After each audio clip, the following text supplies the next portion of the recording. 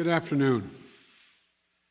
I want to speak today to the unfolding situation in Afghanistan, the developments that have taken place in the last week, and the steps we're taking to address the rapidly evolving events.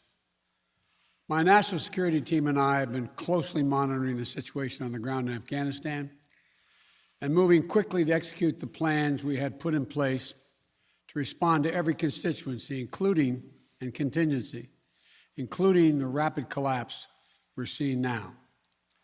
I'll speak more in a moment about the specific steps we're taking, but I want to remind everyone how we got here and what America's interests are in Afghanistan. We went to Afghanistan almost 20 years ago with clear goals. Get those who attacked us on September 11, 2001, and make sure al-Qaeda could not use Afghanistan as a base from which to attack us again. We did that. We severely degraded al-Qaeda in Afghanistan. We never gave up the hunt for Osama bin Laden, and we got him. That was a decade ago. Our mission in Afghanistan was never supposed to have been nation building. It was never supposed to be creating a unified, centralized democracy. Our only vital national interest in Afghanistan remains today what it has always been: preventing a terrorist attack on America's homeland. I've argued for many years that our mission should be narrowly focused on counterterrorism, not counterinsurgency or nation building. That's why I opposed the surge when it was proposed in 2009 when I was vice president.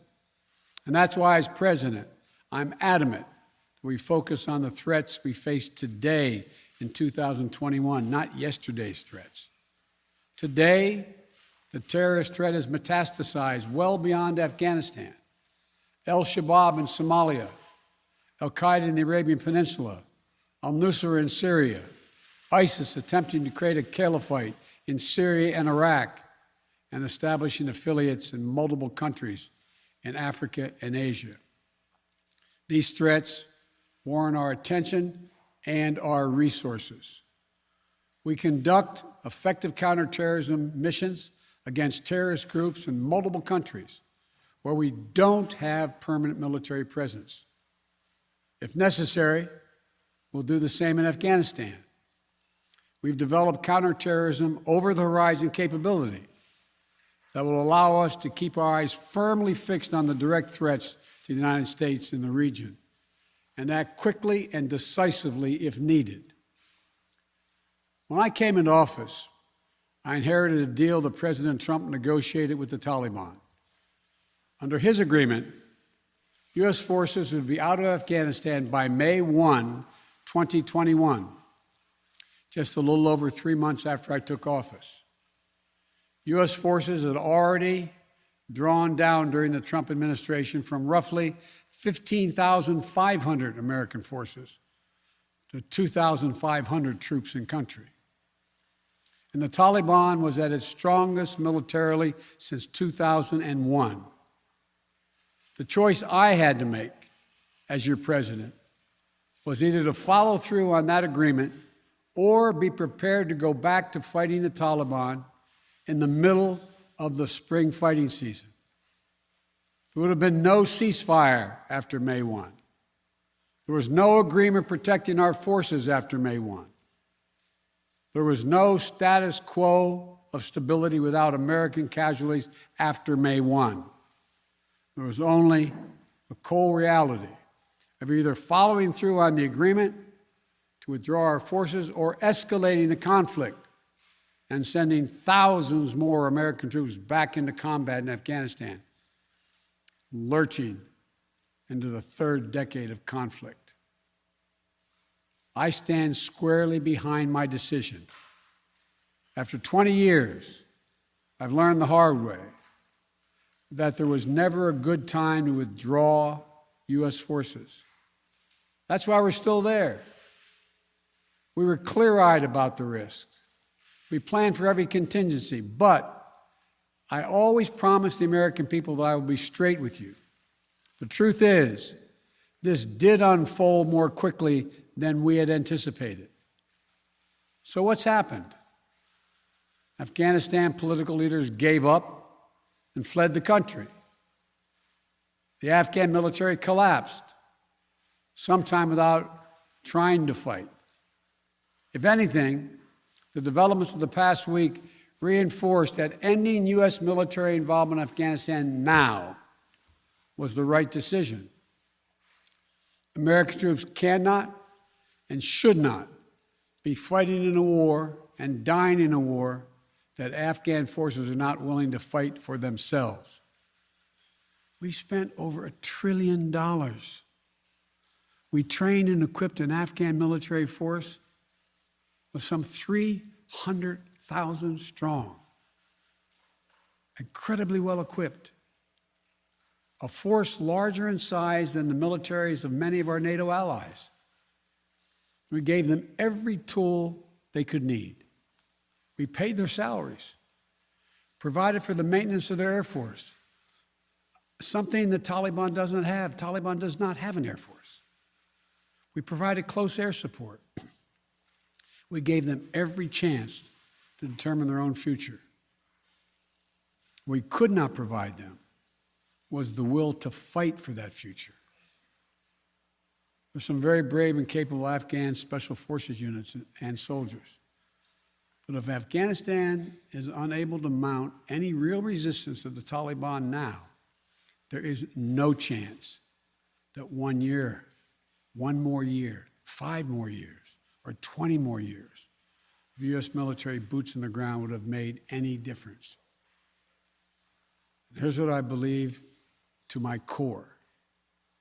It is wrong to order American troops to step up when Afghanistan's own armed forces would not.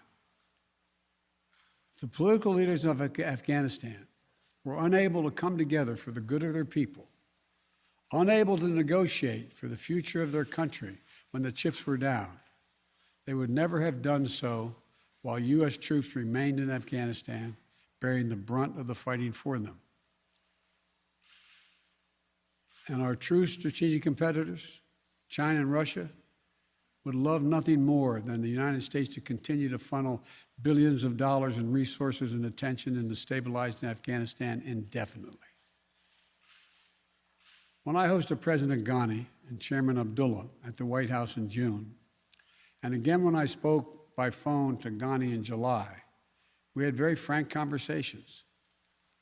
We talked about how Afghanistan should prepare to fight their civil wars after the U.S. military departed, to clean up the corruption in government so the government could function for the Afghan people. We talked extensively about the need for Afghan leaders to unite politically. They failed to do any of that. I also urged them to engage in diplomacy, to seek a political settlement with the Taliban. This advice was flatly refused. Mr. Ghani insisted the Afghan forces would fight, but obviously he was wrong. So I'm left again to ask of those who argue that we should stay, how many more generations of America's daughters and sons would you have me send to fight Afghanistan's civil war when Afghan troops will not? How many more lives, American lives, is it worth? How many endless rows of headstones at Arlington National Cemetery? I'm clear on my answer. I will not repeat the mistakes we've made in the past. Mistake of staying and fighting indefinitely in a conflict that is not in the national interest of the United States, of doubling down on a civil war in a foreign country, of attempting to remake a country through the endless military deployments of U.S. forces.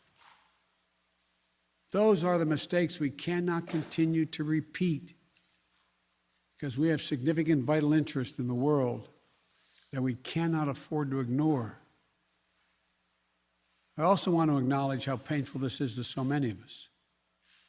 The scenes we're seeing in Afghanistan, they're gut-wrenching, particularly for our veterans, our diplomats, humanitarian workers, for anyone who has spent time on the ground working to support the Afghan people.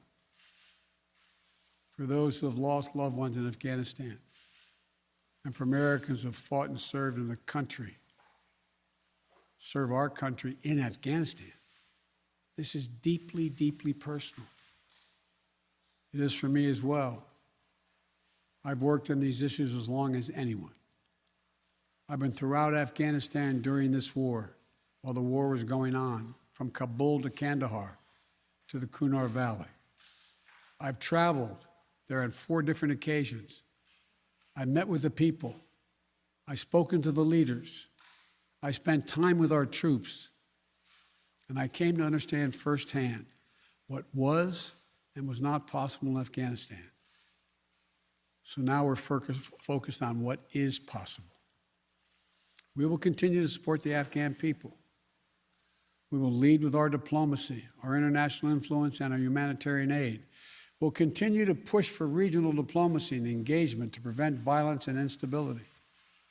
We'll continue to speak out for the basic rights of the Afghan people, of women and girls, just as we speak out all over the world. I've been clear, the human rights must be the center of our foreign policy, not the periphery. But the way to do it is not through endless military deployments. It's with our diplomacy, our economic tools, and rallying the world to join us. Well, let me lay out the current mission in Afghanistan. I was asked to authorize, and I did, 6,000 U.S. troops to deploy to Afghanistan for the purpose of assisting in the departure of U.S. and allied civilian personnel from Afghanistan, and to evacuate our Afghan allies and vulnerable Afghans to safety outside of Afghanistan. Our troops are working to secure the airfield and to ensure continued operation of both the civilian and military flights. We're taking over air traffic control. We have safely shut down our embassy and transferred our diplomats. Our diplomatic presence is now consolidated at the airport as well. Over the coming days, we intend to transport out thousands of American citizens who have been living and working in Afghanistan. We'll also continue to support the safe departure of civilian personnel, the civilian personnel of our allies who are still serving in Afghanistan. Operation Allies Refugee, which I announced back in July, has already moved 2,000 Afghans who are eligible for special immigration visas and their families to the United States. In the coming days, the U.S. military will provide assistance to move more SIV-eligible Afghans and their families out of Afghanistan. We're also expanding refugee access to cover other vulnerable Afghans who worked for our embassy. U.S. non-governmental agencies, or U.S. non-governmental organizations, and Afghans who otherwise are at great risk, in U.S. news agencies. I know there are concerns about why we did not begin evacuating Afghans civilians sooner. Part of the answer is some of the Afghans did not want to leave earlier, still hopeful for their country. And part of it because the Afghan government and its supporters discouraged us from organizing a mass exodus to avoid triggering, as they said, a crisis of confidence. American troops are performing this mission as professionally and as effectively as they always do, but it is not without risks. As we carry out this departure, we have made it clear to the Taliban, if they attack our personnel or disrupt our operation, the U.S. presence will be swift and the response will be swift and forceful. We will defend our people with devastating force if necessary. Our current military mission will be short in time, limited in scope, and focused in its objectives. Get our people and our allies as safely as quickly as possible. And once we have completed this mission, we will conclude our military withdrawal. We will end America's longest war after 20 long years of bloodshed.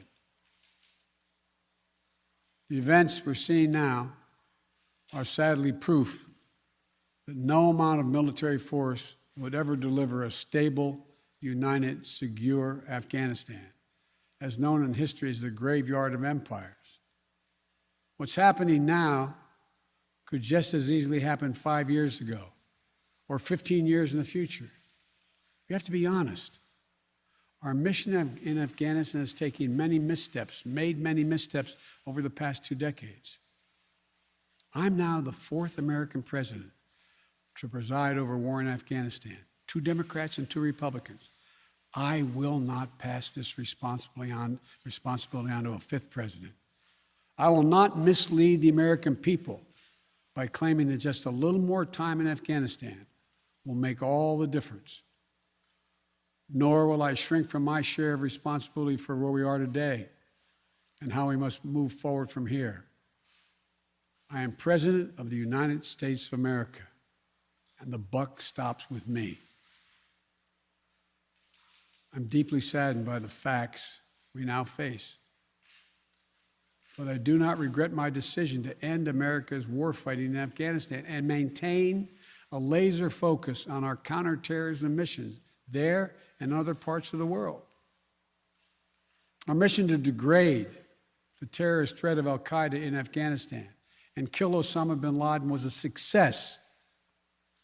Our decades-long effort to overcome centuries of history and permanently change and remake Afghanistan was not, and I wrote and believed it never could be.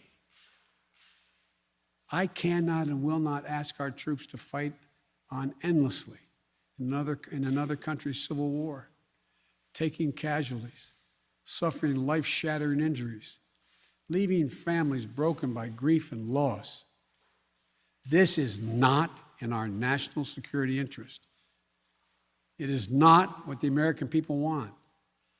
It is not what our troops, who have sacrificed so much over the past 2 decades, deserve.